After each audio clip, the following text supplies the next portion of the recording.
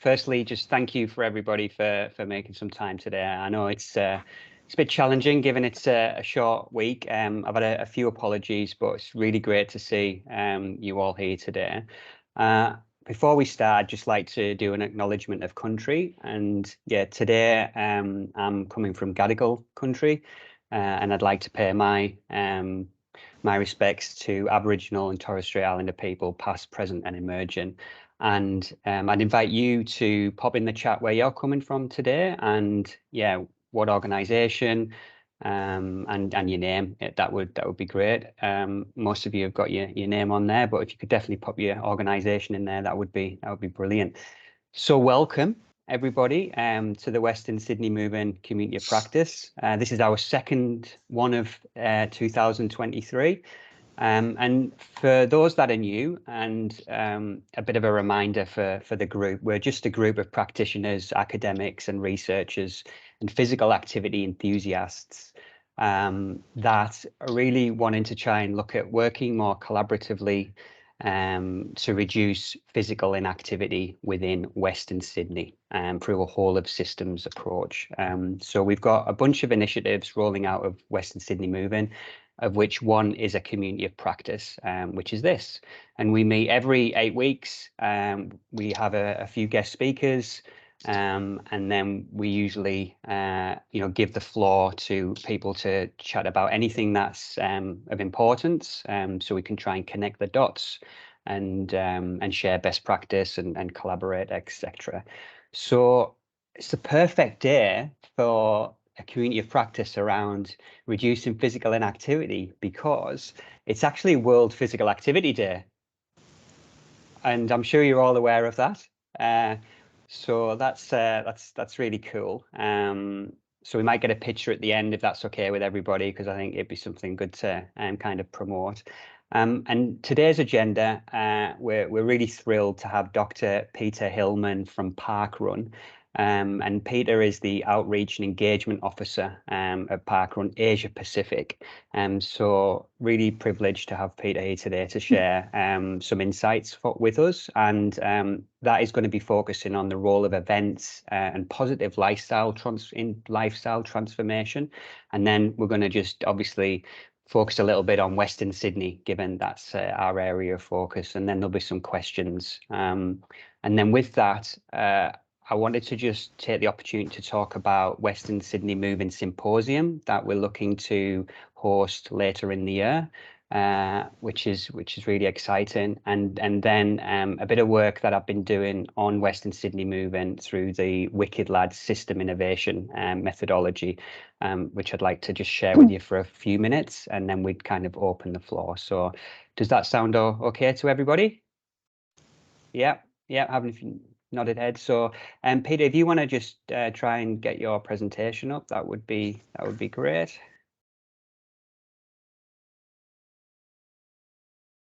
Good morning from beautiful Bundjalung country in northern New South Wales, and I'd also like to pay my respect to elders past, present and emerging.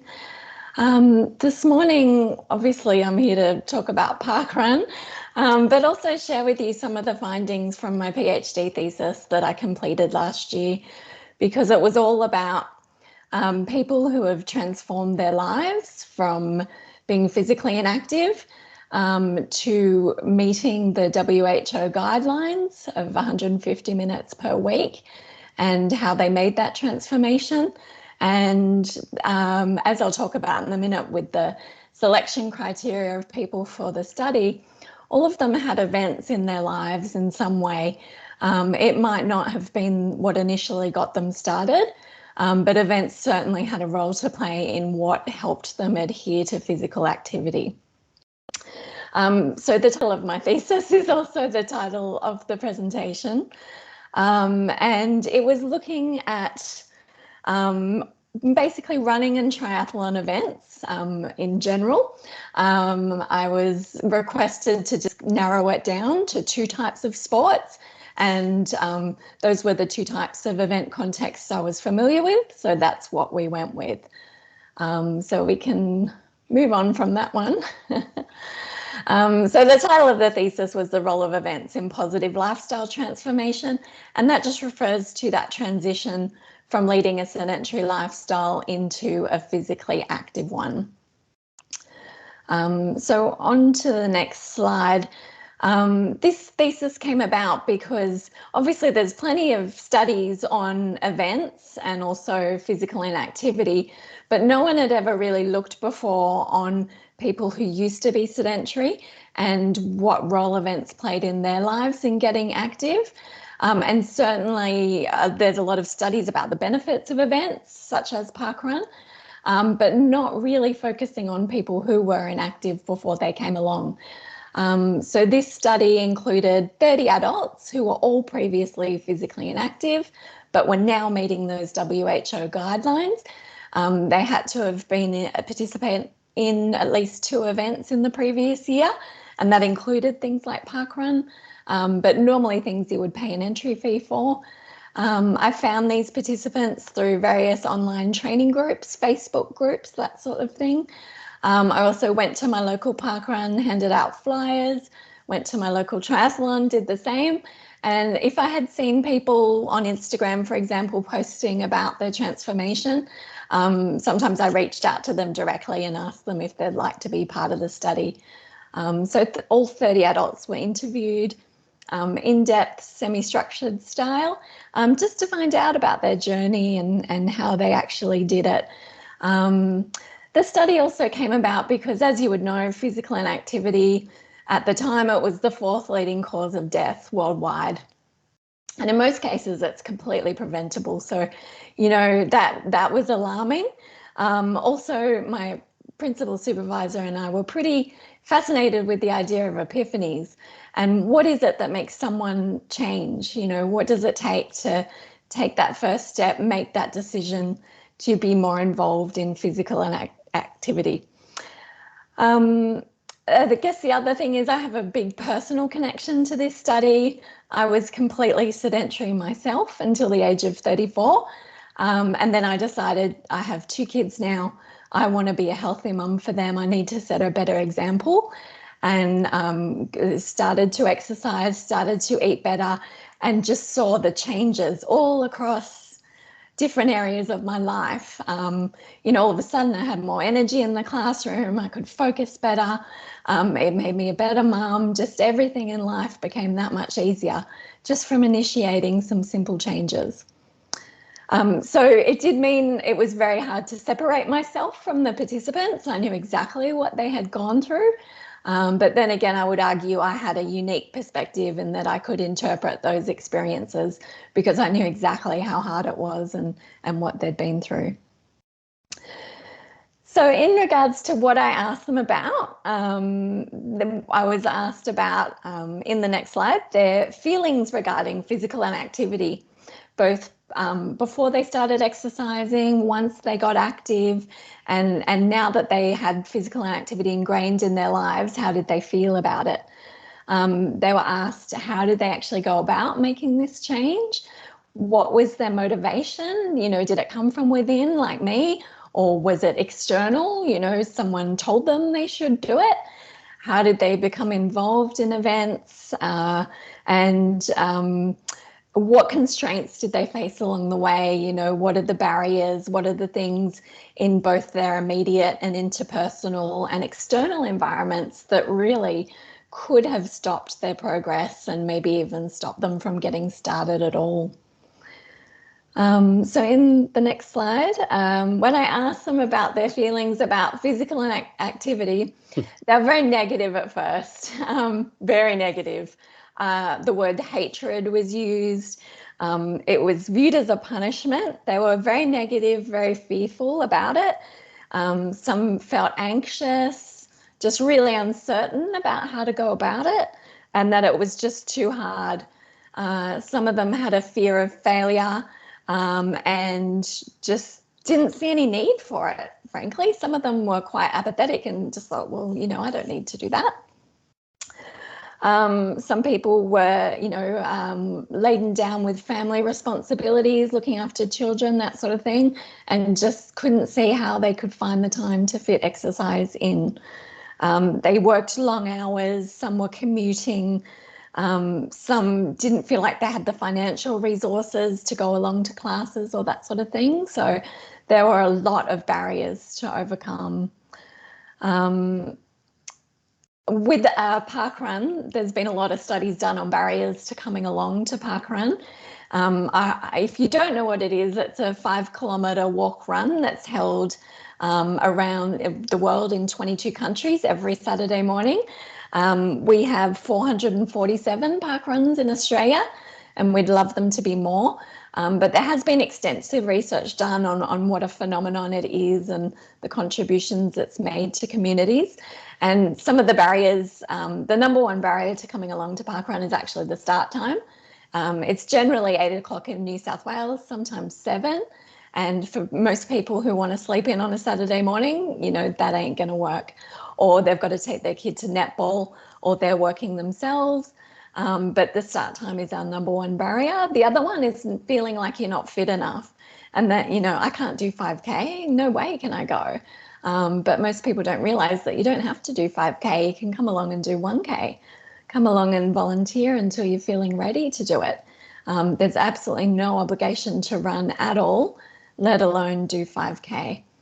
Some people, injury or illness might stop them from coming. They feel like they have no time, and again, they have children to look after. On the next slide, what brought about the start of physical activity for these people? Usually there was some sort of realizing the need for change, or that epiphany I was talking about. You know, what was it that got them going? Some participants had been diagnosed with a chronic disease, such as type 2 diabetes. They'd had a heart attack, someone in their family did. They'd had a scare, basically, that got a lot of people going. Some people noticed they were gaining weight. Others had had very frank and honest comments from their children about how they were looking, or that they couldn't run, or that they were out of breath. Some were coming up to a milestone birthday, like a 50th, and realised that I need to do something about this. Some people were just out in, say, their local park and saw a sign for an exercise group or for parkrun and thought, okay, I'm going to give that a go. So it was different types of little signs that people sort of realised, okay, now's the time, I'm going to start. On the next slide, once they got going, I can't emphasize how critical it was for family and friends to play a role here. I would say for 28 out of 30 participants, they got started in exercise because a family or friend, a neighbour, a colleague, somebody they knew said to them, why don't you come along with me to Zumba sometime? Why don't you come along to parkrun? Come with me to my yoga class. Let's go for a walk sometime. Like, I don't think we realise just how critical that is, that by extending that invitation, you can take all the fear and anxiety away for a person, that just having that friendly offer and just keep asking, that was just really, really crucial in my study. And I see it at parkrun all the time as well. You know, this gives people confidence. It takes that fear away. They've got someone there to go with them. For the people in my study, group activities were really popular. Things like female-only fitness classes, group training environments, where they could see normal-looking people in advertising, you know, not fitness freaks in Lycra, making them feel like I'm never going to fit in there. And I'm always very careful to use that in my parkrun photos as well. It's normal people. You can wear whatever you like. You can turn up in jeans and thongs.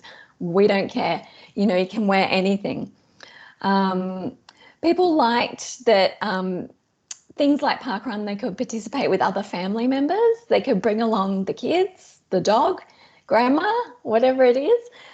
You can do that, and that helps them overcome that childcare barrier.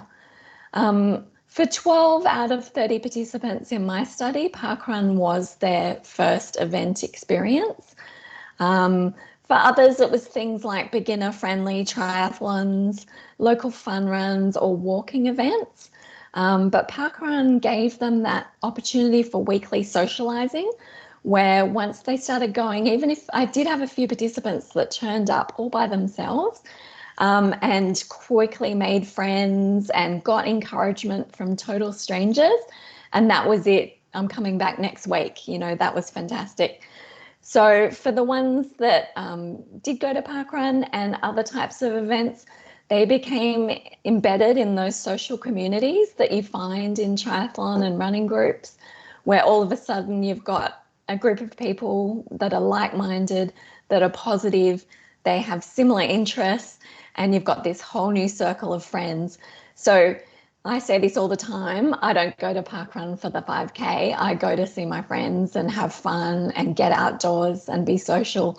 It's absolutely nothing. The exercise is just like a side benefit. So that social interaction is crucial in starting that adherence to physical activity and making these participants get away from those negative feelings and think, well, I want to go now. This is something I'm looking forward to. And that's a massive change for them. In the next slide, just a little on overcoming constraints. It's really important to point out that no matter how long you've been going, the constraints never end. They never end. And you can become a master at getting around little hazards that crop up or organising diaries and schedules. But even, some of my participants went on to elite level and representing their country in running events and still face constraints. It's something we're just all always going to have to deal with, but learning how to negotiate around them is key. And sometimes, it might be you get injured, but, you can still go to parkrun and volunteer and not lose touch with your friends and that social community. Or if the weather is bad, maybe you get a treadmill indoors or do a free video on YouTube. Maybe you start exercising at lunchtime at work. My participants did things like they would cross train if they were injured, do other types of exercise, change their training times. They'd tag team with their spouse and, you go for a run on Saturday and I'll go on Sunday, that sort of thing. They would run to work or train in their breaks, but, a lot of negotiation. It became obvious through the findings too that what holds us back tends to come from within ourselves. It's a very personal thing, but the facilitators that enable us and get us going, that comes from your closest relationships like your friends and your family. Sometimes they can be constraints too, but generally family and friends of these participants were very supportive and encouraged them to keep going and facilitated family activities around them. So now that these participants were sort of getting hooked, their desire to continue training and participate in events really grew. And as we call it negotiation efficacy, as you begin to master some of these tools and constraint negotiation, you get better and better at it as the desire to adhere to that activity gets stronger and stronger. All of a sudden you're finding solutions to that issue because you want to go for that swim or that run. Unfortunately, the participants' feelings towards exercise really changed and became a lot more positive. It changed from I have to do this to I get to do this. This is a privilege and I enjoy it and I'm looking forward to it.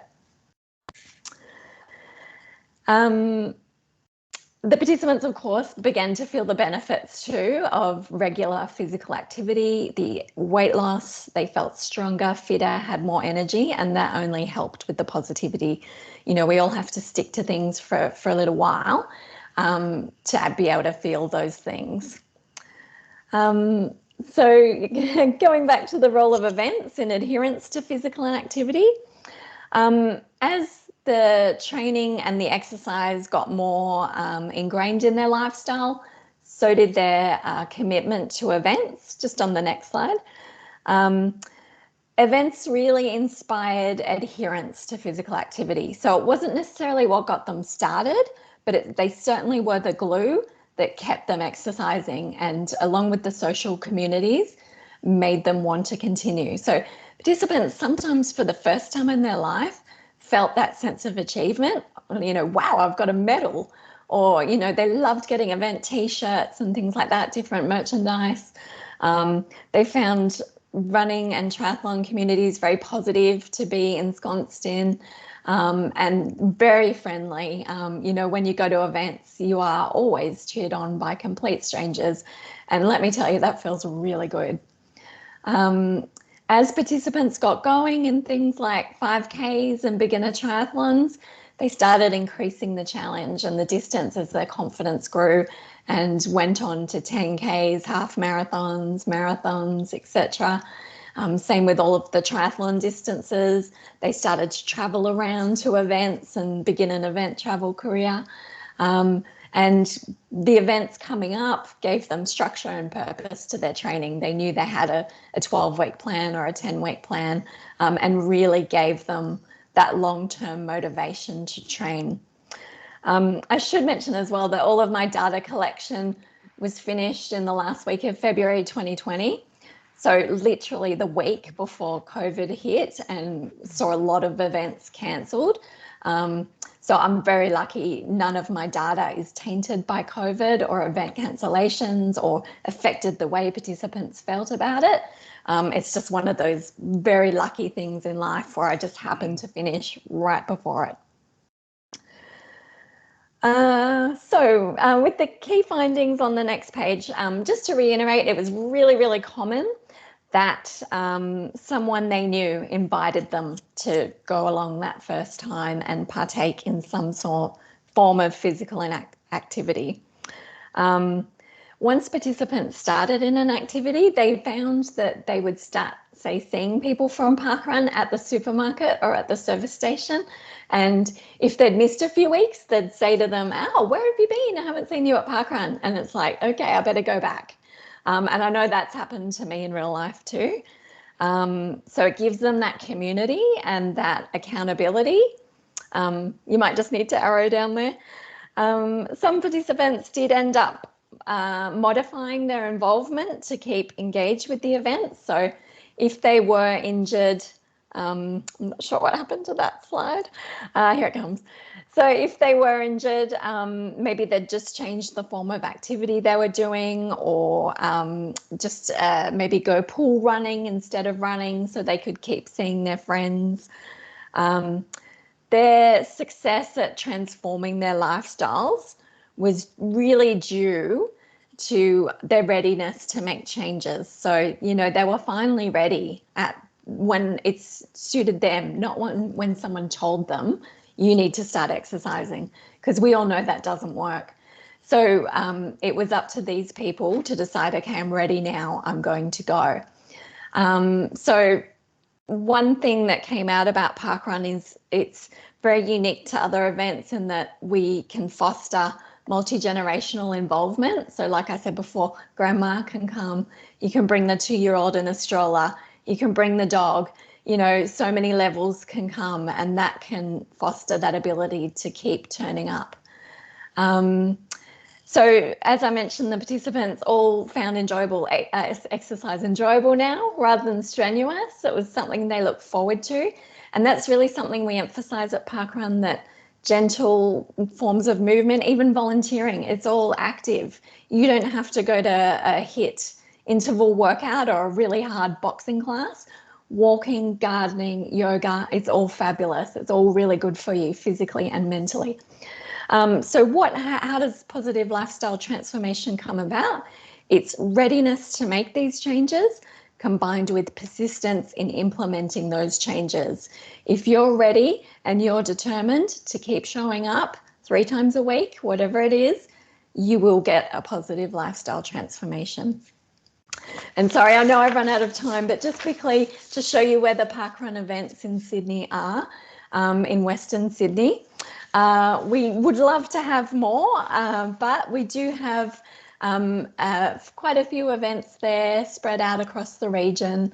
Anyone can come along. It's free for everyone forever. If you haven't been to a parkrun event before, we'd love you to come along and try it out. Walking is absolutely fine. You don't feel any pressure to run 5K at all. You don't need to. And even if you could just turn up and watch, you know, sometimes that can be just see what it's all about. You don't have to do the event at all. If you would like to join us, all you need to do is go onto our website on the next slide and register, and you only need to do it once and you'll receive a barcode like that one down the bottom, and it's valid for any parkrun event in the world. So it's a really fun thing to do when you travel overseas to find out if there's a parkrun where you're going, and it's exactly the same as the events here. But all you need is that paper barcode. When you get really serious, you can get things like wristbands with your barcode on it. If you haven't been before, there is usually a first timers welcome about 10 minutes before the start, and they'll tell you about the course, what to expect. After you've done your 5K, you receive a finish token, like in that left-hand picture, and a volunteer will scan that and scan your barcode, and we register your attendance. So you get an email with your result. It's only competing against yourself, but you can earn milestones, which turn into merchandise. So you can get a 50 parkrun shirt like that. You can buy all sorts of t-shirts, and it's very addictive, trust me. So just on the final slide, wherever you go in parkrun, it'll be the same welcoming community and friendly atmosphere. And there's me using my barcode in Japan last month, and the volunteers had tuxedo day, which was quite fun. So they're all dressed up in tuxedos. If you'd like to know more about parkrun, besides our website, we've also got a free resources hub. There's a link there, or you can just Google parkrun resources. It will come up. There's social media tiles, videos on all our wonderful volunteers and participants to share. And certainly if you have any questions, I'm happy to answer them now, or there is my contact details. I'd love to hear from you, and thank you for listening, and I'm sorry I went over time, David. Thank you, Peter. No, that was well worth you going a little bit over time there. Wonderful ambassador for physical activity and parkrun, and yeah, well done on your study. We do have a few questions, so I do want to give you some time to answer those. And Craig's kicked things off from Liverpool City Council. How is local participation data captured that demonstrates the social impact of parkrun? And how can councils get access to that data to both better recognise those impacts and better support parkrun? Yeah. Usually it would be done on a qualitative basis through things like interviews and focus groups. It's a lot more common for that to be done in the UK. They have double the number of events that we do, and also we do have a worldwide parkrun research board. So I do have resources with a copy of all the studies that have been done. But even if you go into engines like Google Scholar and put in things like parkrun and social benefits, you'll get a world of studies coming up that have already been done on it. So usually it is done by external researchers in consultation with us. And we do have a few PhD students doing theses about parkrun and these sorts of impacts. But they've looked at things like not only running, walking as a form of participation, but also volunteering. What are the benefits, particularly to marginalised communities, that sort of thing. With our data that we capture from the weekly events, the quantitative data, it's more things like when you sign up, we don't actually ask for a lot of information because we want to make the process as simple and as quick as possible, and we don't want to be overly intrusive. So it will be things like we know where your home parkrun is, your postcode, your age group and your gender. That's really the main sort of data we capture there. So we can look at events, a particular event over time and see, you know, has the share of walkers grown, has the share of females grown, which is the most common age group to come along, that sort of thing. We can capture ourselves, yeah. Yeah, beautiful. Could you provide some of those relevant studies to us, and then we'll circulate them with the minutes to everybody? Sure. That would be great. Another question from Ali Dench. Is there anything happening in Camden, Campbelltown and Wollondilly? I think there is in Wollondilly, Camden. Is that right? In South Sydney. I'd probably have to have a look on the website as well. Let me just have a quick look and I'll tell you. We can take that one on notice. Yeah, and we are always open to more events, particularly in that region. I'll just have a quick look where they are. And we've got Peter in the Office of Sport here. He's asking, you've highlighted the individual and social components that encourage parkrun participation. Any thoughts about environmental components that help? Any particular type of environment? Do you mean economic impacts or just not quite sure? I am. I've got to go shortly. So thanks for reading that out, David, and hi everyone. It's again, David, terrific getting everyone together and fantastic information, Peter. Thank you. You're really highlighting, how important it is, those connections with other people and that social aspect, particularly for this type of activity, and kind of like focusing on a group type of based intervention where people show up and then periodically keep going makes lots of sense, the importance of that individual and community motivation. But is there anything from a physical infrastructure perspective? So, for example, access to sites, is that ever a barrier?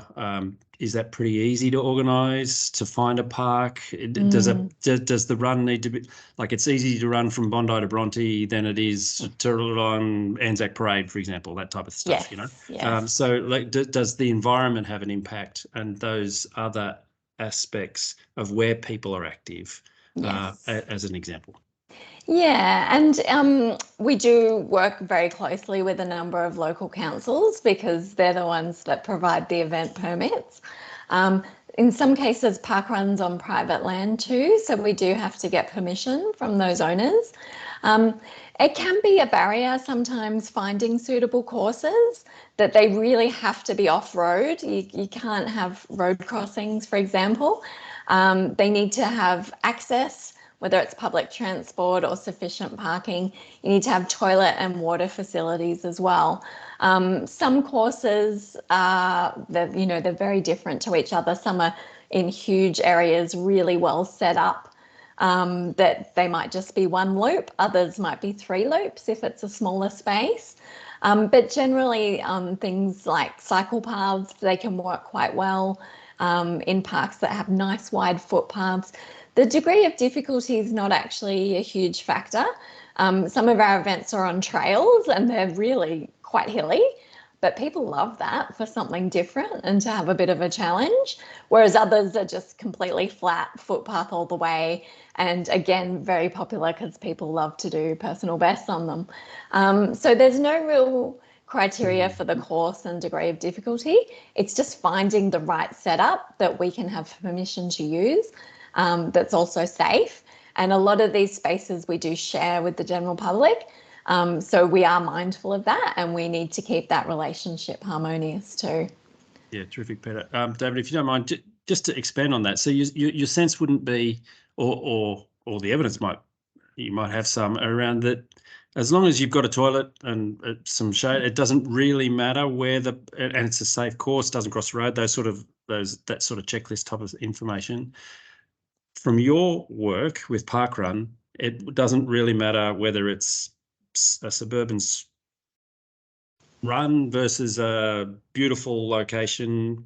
There's not more people going out of their way to go to a beautiful location, for example. Some of the courses, look, generally they are pretty nice in Australia because of our park surroundings and our provisions for green space in our urban areas. It can be a different scenario overseas, but usually they are, because of the very nature that it's outdoors and it's in a closed road environment, it usually is a nice green space. Some of them, of course, have ocean views. Others are, you know, in the middle of nowhere without such a thing. There are certainly courses beautiful than others. But we find as well, we've got a whole band of parkrun tourists that go around collecting letters of the alphabet. Like they'll go to P for Panania or M for Menai until they've got the whole A to Z. Awesome. There's no X, by the way. Those types of loyalists don't care what the course looks like. They just want to go and experience. Yeah. And I think that's a really common sentiment from most park runners, that you're not there for the surroundings, you're there for the people contained in there. See your friends and engage. Thanks again, Peter. You're very welcome. Just to get back to you on southern Sydney, Casula Parklands, Chipping Norton, Campbelltown, Camden, lots of C's there. Panania, Menai, Cronulla, Dolls Point and Picton. Thanks, Peter, for rounding that one off. I'm just going to ask you around how fixed is parkrun on that 8 o'clock start on a Saturday? Because that just seems a bit of a barrier for some people. Yeah, absolutely. And it is different. You know, in Tasmania, it's 9 o'clock, for example. Queensland, it's 7 a.m. Most Queenslanders would prefer it if it started at 6 because it's so hot. But, you know, we're trying to make it more inclusive to families and things like that. So it is usually determined by the state that you're in, also the climate. But there are some in New South Wales that start at 7, like Curl, for example, because they're trying to get in and use the space before all the netball crew arrives. It's a huge netballing park that they're in. So some are 7. Yeah. So there's no opportunity for in the week on an evening, for example? No, we have tried that before in the UK and found it just caused mass confusion. We've even tried Sunday morning starts, 10 a.m. starts, and if all the events in the one area aren't relatively the same, we had people turning up at the wrong times and it was just very confusing. And so we're just trying to keep it as uniform as possible. Sure. So even though it may not suit people year round, you know, if they've got a kid that's really into soccer or netball, they all have off seasons, and that's a great way of keeping everyone fit, that you may not be able to come year round. But that's the great thing about parkrun, it's no commitment. You can just turn up whenever you like. There's no cost. It's going to be free forever. So, you know, you just come when it suits you. And just the last question, just because there's been a lot of engagement, and sorry for those who've asked the question. We'll try and get back to you in the with the minutes, and we'll ask Peter to answer them. But seeing as it's actually April Falls month, Council of the Ageing New South Wales, Camilla's asked, you know, what recommendations does parkrun have for people to undertake strength and balance training, especially as they age and walk? Running can present falls and risks. Do you do anything around that? Not officially that parkrun has put out, but just as a health professional myself and qualified fitness trainer, I can tell you it's super important as you age to prevent falls. Just following, even if it's, you know, 2 times a week, doing some balance, mobility and strength work is important for all of us. And it's not just as we get older, it's right through adulthood that strength training should be incorporated as part of a healthy, balanced routine that also includes your cardio. Great. Peter, thank you so much for that. That was really, really interesting, and really appreciate you pulling together the presentation. So we'll just we'll move on now for the rest of the agenda, and I'll just quickly touch on a couple of things. And first one is the Western Sydney Move-In Symposium. So the first year of Western Sydney Move-In really has been all about building relationships, who's who in the zoo, bringing the different kind of stakeholders together from across the system, you know, whether it's education, disability, government, sport, local health district, public health, etc. But what we want to do is host a symposium at Blacktown Exercise, Sport and Technology Hub in November, in partnership with Blacktown City Council. They've got a new $100 million facility that's going to be opened later this year. It's got around 120 people at auditorium, and we'd like to bring people from across the system together for a day on the 16th of November. So I have checked and spoke to a few people. There's hopefully nothing on during that day. But I would love this to be, I suppose, organised or collaborated with you guys, so that we have an event that is meaningful. It's not just a conference. It's where we look at the wicked problem of physical inactivity within Western Sydney. So when we're trying to move a system from one state to the next, you have to exert a bit of tension and a bit of conflict, and probably have some robust conversations about what's working, what's not. So I've done a brief, and I'm going to share a survey with you guys, and would love your feedback on that. And get some panels going, and I think it could be something really, really interesting. So that's going to be later in the year. So we'll send you a placeholder for your calendar, and then we'll send you some more information. So, and if anybody would like to talk to me about that offline, please, I'd love to hear from you.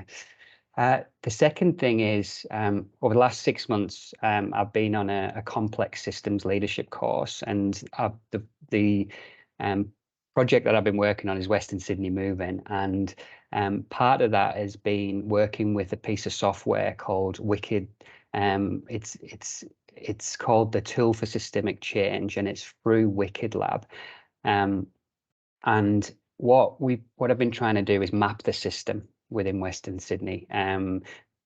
Alison, would you mind just sharing the screen for a second? And what you can see here, this is a transition card, and all the circles there is the community of practice. So this is all you guys that have been kind of involved in this.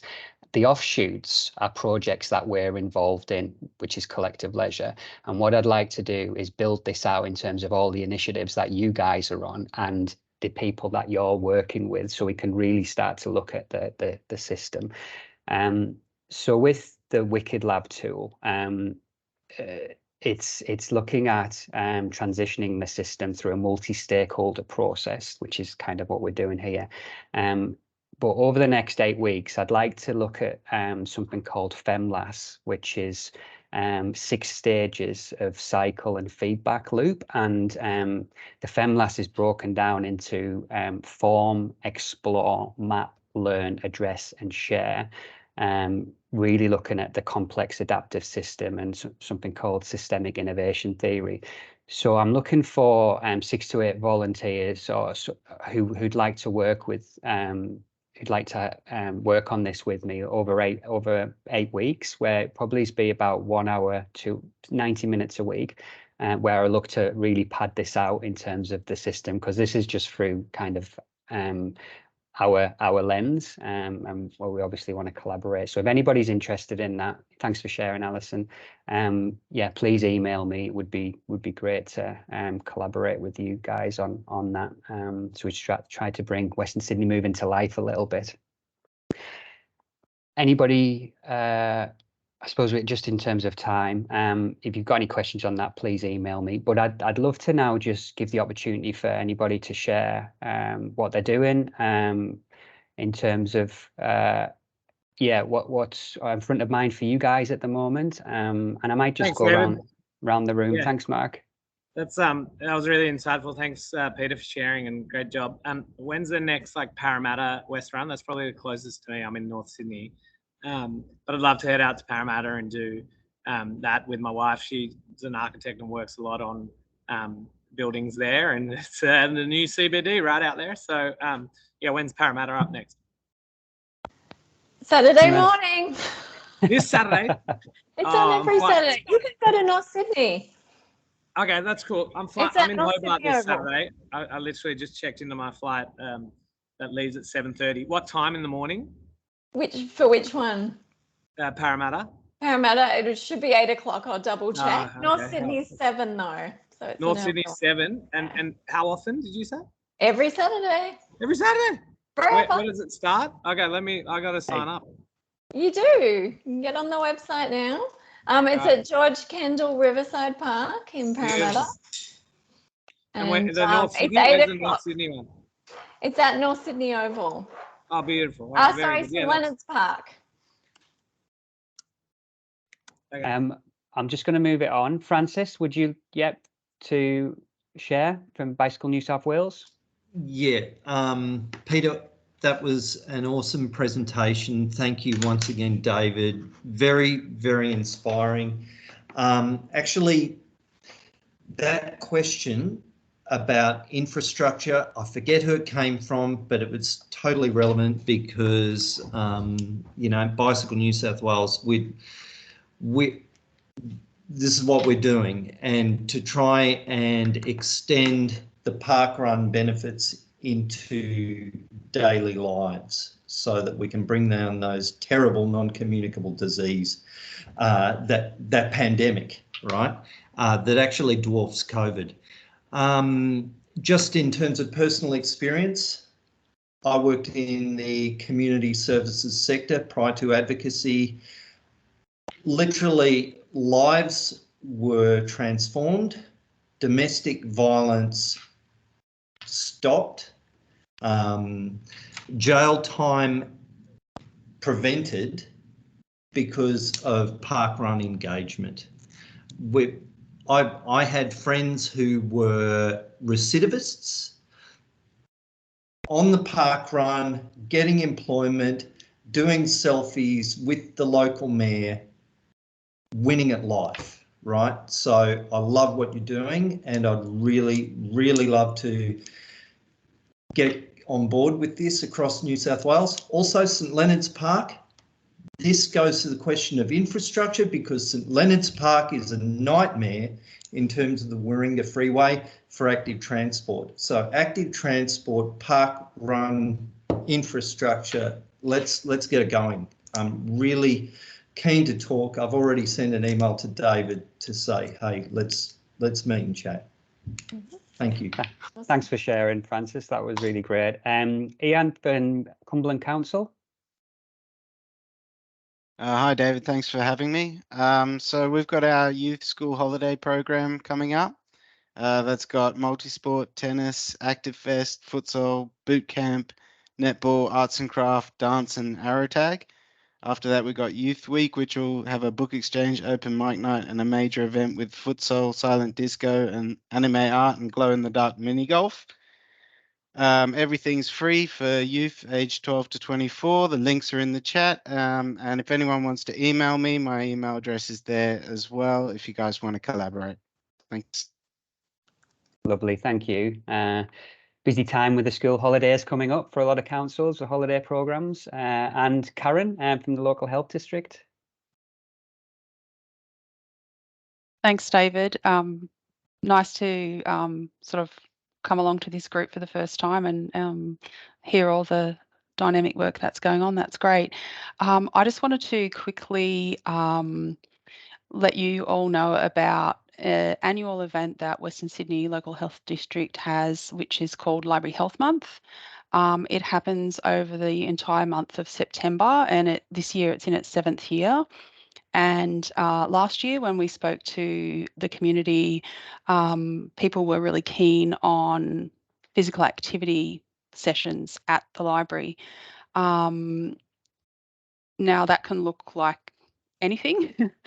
So if anyone's in a position to kind of offer something up for the communities across, you know, we've got a partnership with Parramatta, Blacktown, Cumberland and the Hills councils. So all their libraries, 25 libraries, offer stuff up to get the community active and eating well. So I think maybe if I just put my email in the chat, maybe if that sort of rings any bells with you, you can get in touch with me and we can work it out from there. That would be appreciated. Thanks.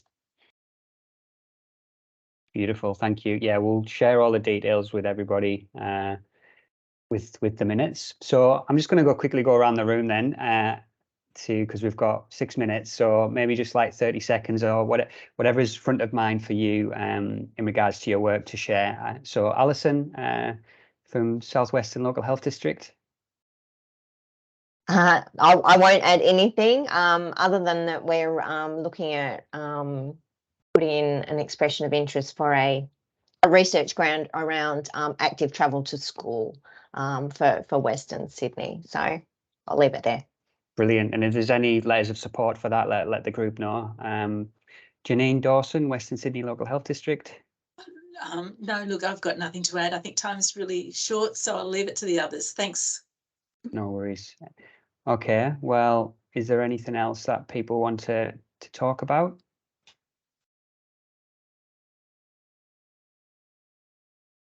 I'll quickly put it in the chat, David, but school infrastructure, we've got our Share Our Space program about to start over the school holidays, where we open up school facilities and that open space. Across New South Wales, there'll be over 1,000 schools open this break. And we're also running and delivering over 50 free activities in those at a number of those schools. I know there's a couple of council people here that we've been working with, and as Karen said, we're always keen to collaborate with people who may want to deliver activities on schools and get people active, particularly in Western Sydney. And how's that going, Tessa, in terms of like activation of the schools? Yeah. In relation to people using the schools now that we're opening it, that's the next stage of what so by running activities, we're trying to encourage people and promote that the schools are open and let them know that in those holidays, if there's a sign on the gate and the gate's open, they can get in there.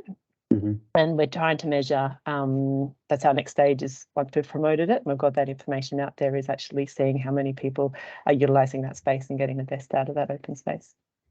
Yeah, great. Fantastic opportunity to use some infrastructure. Yeah. Thank you. No problem. Thanks, Tessa. Anybody else?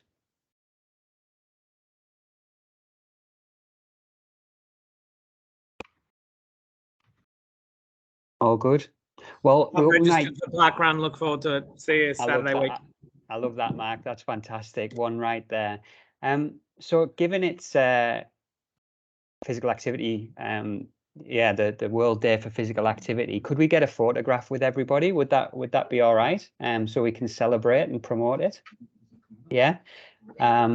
So if we could all maybe put our hands up like that, is that all right? Yeah. And we'll get a quick photograph. After that type of you. Yeah, beautiful. Is that all right, Alison? Yeah. You got it? Brilliant. All right. Well, we've got a few minutes early, so I just wanted to thank you all for your contribution today and wish you all well for Easter. And yeah, we'll send out the minutes and the recording, and then yeah, we'll catch up with you in 8 weeks. So thank you all for your contribution. Because it worked for mine, like I found her by afterwards.